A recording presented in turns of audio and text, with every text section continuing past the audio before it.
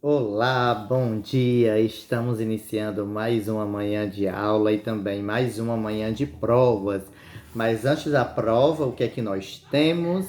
Nós vamos fazer a nossa revisão, certo? Então, hoje é como você já sabe, já tem no horário, certo? Hoje é a nossa prova de ciências. Então, vamos revisar, certo? O conteúdo. Então, nós vamos para a página 448 e a página 449. Vamos lá, pegue o livro e abra-o na página 448 e na página 449, certo? Mas se você ainda não conseguiu, pausa o vídeo e abre o livro na página 448 e na página 449, certo? Então, agora que você já está com o livro aberto, vamos lá para a nossa revisão. Relação entre plantas e animais, certo? Então, plantas e animais compõem um grupo de seres vivos que ocupam os diferentes ambientes do planeta Terra. Os ambientes podem ser naturais ou modificados pelo ser humano. Então, os animais e as plantas ocupam, certo, todo o território do planeta Terra, certo? Todos os espaços diferentes do planeta Terra. Professor, dentro da água não tem planta. Tem sim, tem as plantas aquáticas, certo? E as plantas subaquáticas que vivem dentro d'água, certo? E do mesmo jeito, nas profundezas dos oceanos também tem, certo? Animaizinhos, certo? Lá uns peixinhos, alguns tipos, certo? De peixes ou de outros animais marinhos que não são peixes, certo? E até mesmo nas grandes altitudes existem, certo? Animais e plantas, ok? Então, todos os espaços do planeta Terra vai ter vida, certo? Sendo ocupado por plantas e animais, certo?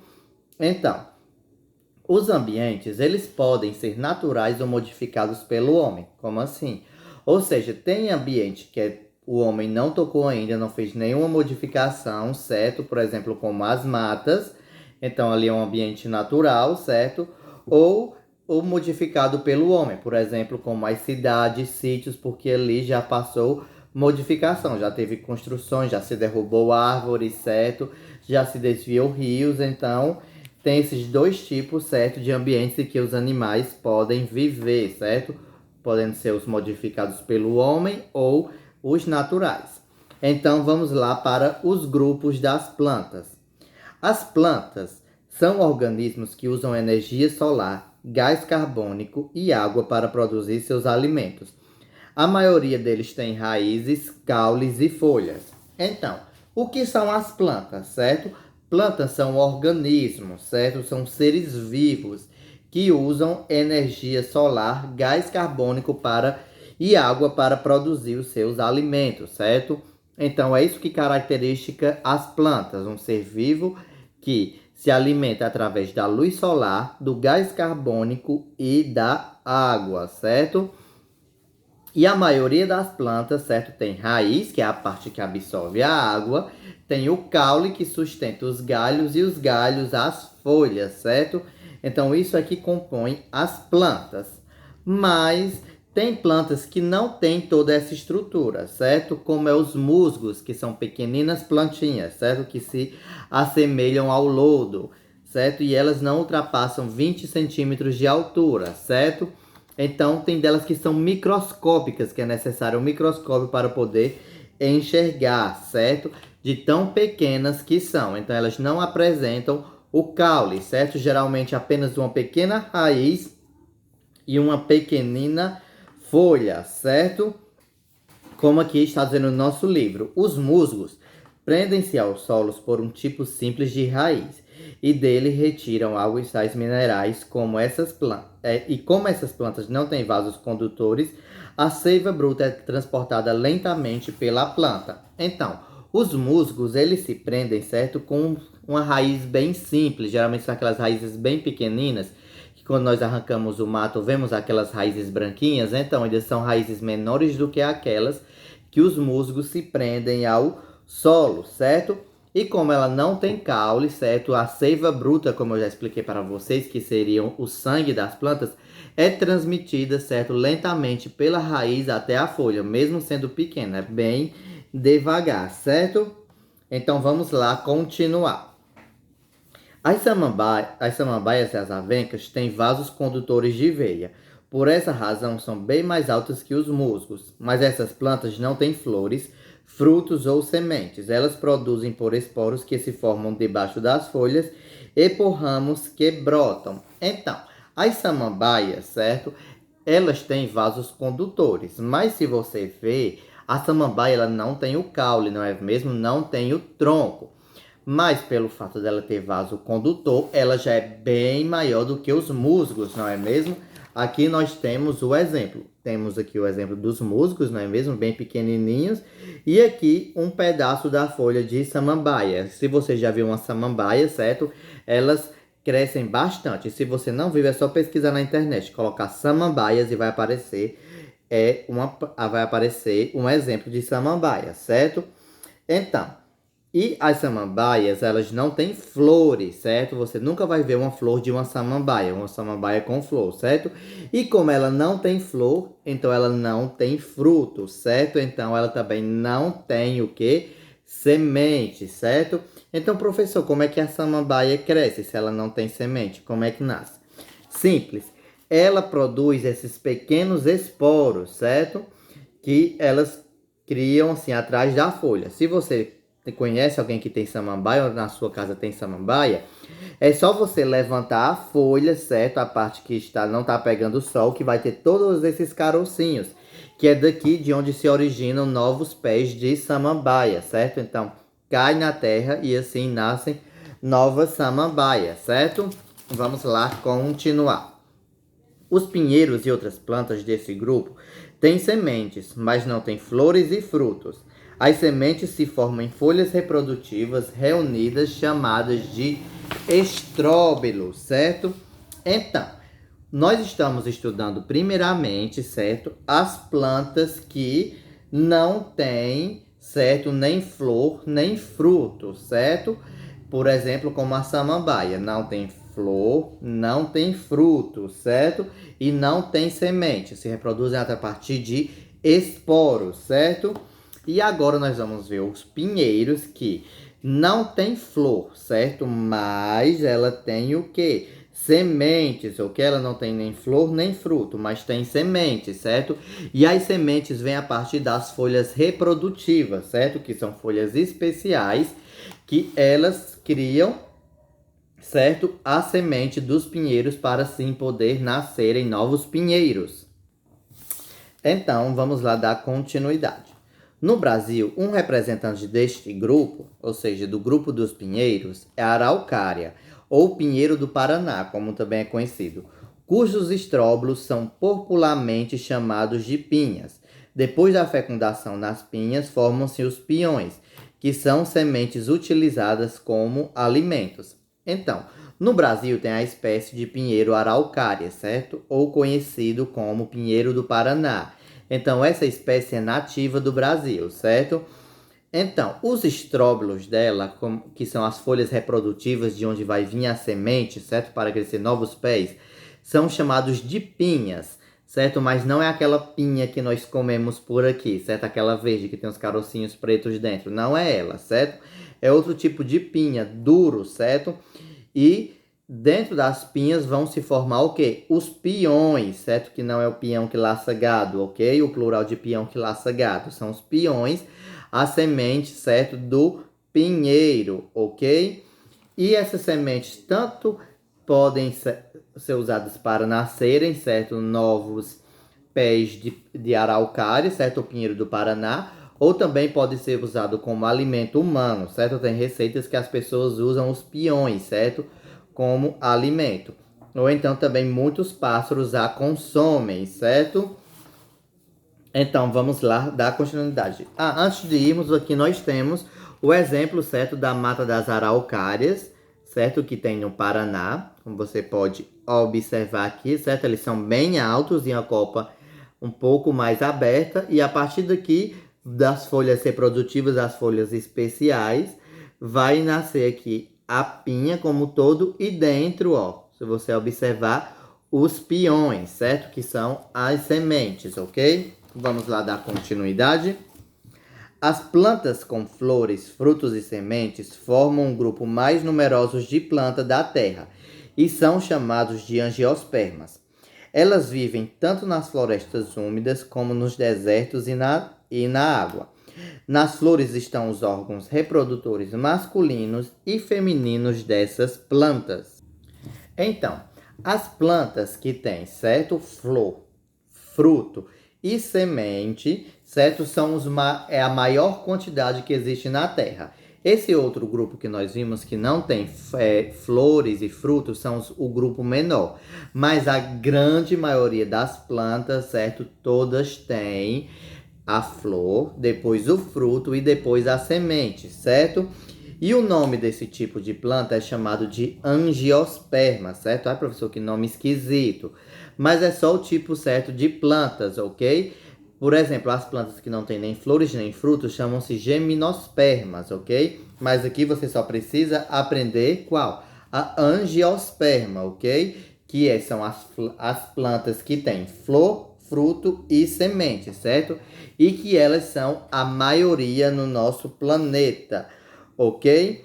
Você pode encontrar esse tipo de planta com flor, fruto e semente, tanto no deserto como nas florestas, certo?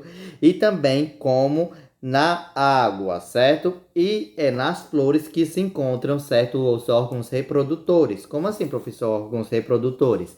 São a partir dos órgãos reprodutores que vão reproduzir, ou seja, vão nascer novas plantas, certo? Então vai ser a partir da flor. Aí da flor vai gerar o fruto, e do fruto a semente, e a semente uma nova planta.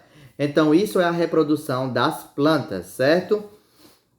E tudo se inicia na flor, ok? Então agora vamos aprender sobre os órgãos, certo? Reprodutores das flores, certo? Vamos lá.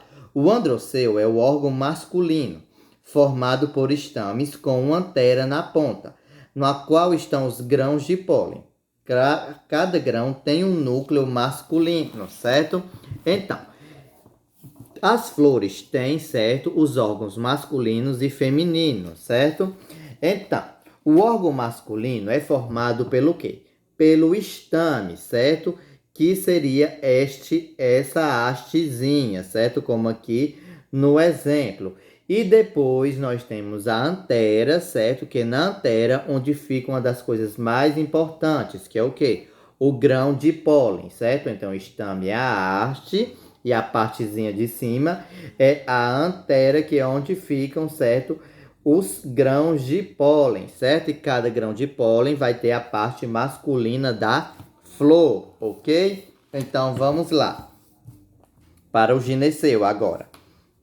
O gineceu é o órgão feminino, formado por pistilos com estigma na ponta e o ovário embaixo. Neles estão os óvulos. Cada óvulo contém os núcleos femininos da planta, certo?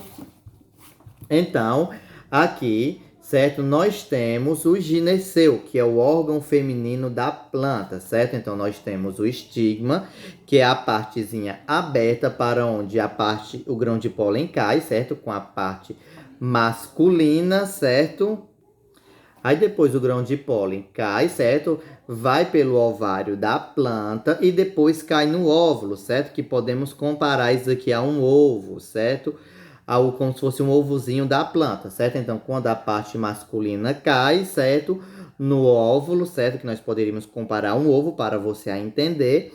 Então, vai aí já começar a gerar um fruto, certo?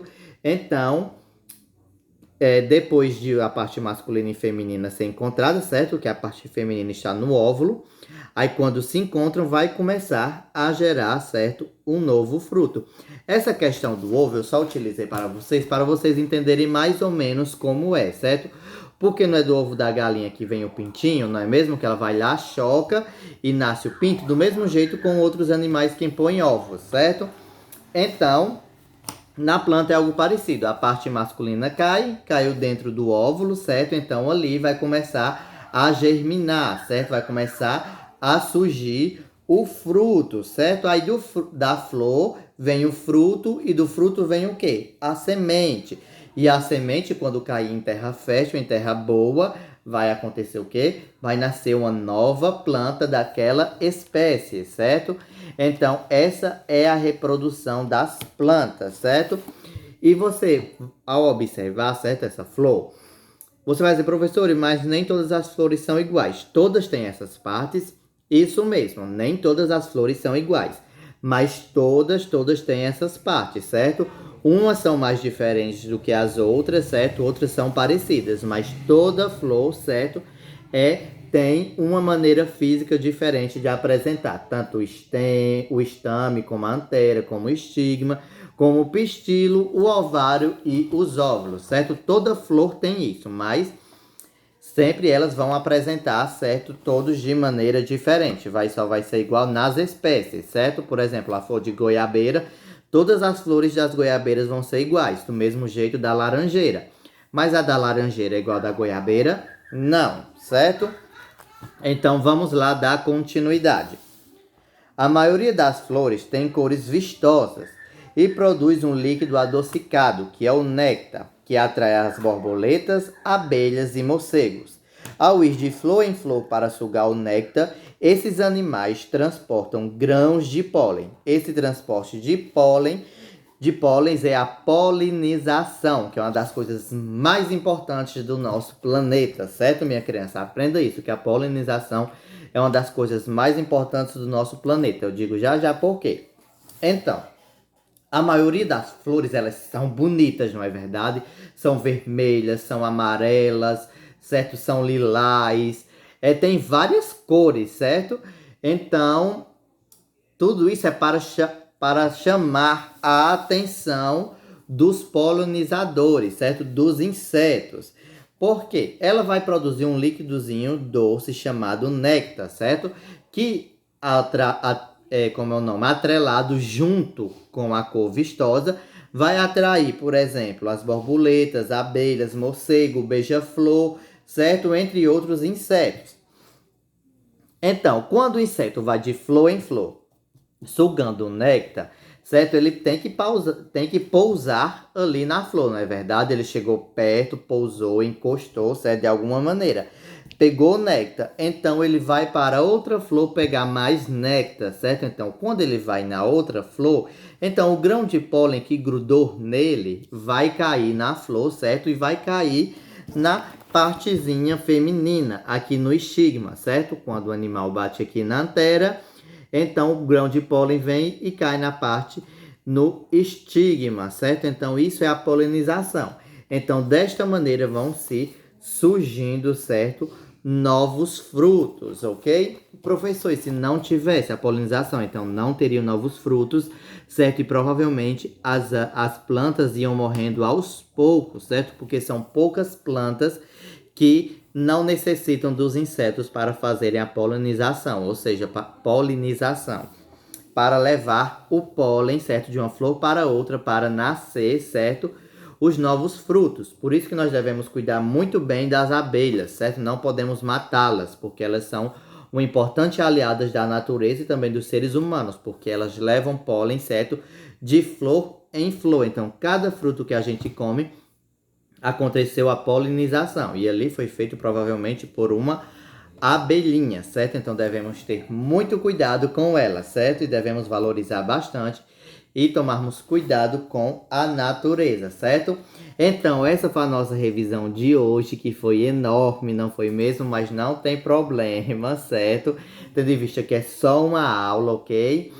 Então espero que você tem entendido tudo, ok? Mas se ficou alguma dúvida, você sabe o que fazer, não é mesmo? Me ligar e perguntar, certo? Não é pedir a resposta da prova, é para eu retirar a dúvida, ok?